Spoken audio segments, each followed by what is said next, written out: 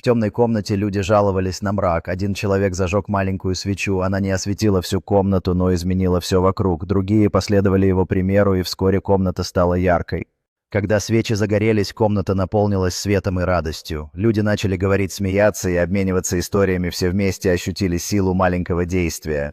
Свет свечей сделал атмосферу уютной и вдохновляющей. Каждый чувствовал тепло дружбы и единства, понимая, что даже маленький огонек может принести свет в самые темные моменты. Люди, держа друг друга за руки, ощутили силу единства и тепла. В этот момент они поняли, что даже самое маленькое действие может иметь большое значение в жизни. Ребенок с восторгом указывает на пламя свечей, открывая для себя силу маленьких поступков. Комната наполнилась радостью и совместными моментами, когда каждый осознал ценность своих действий.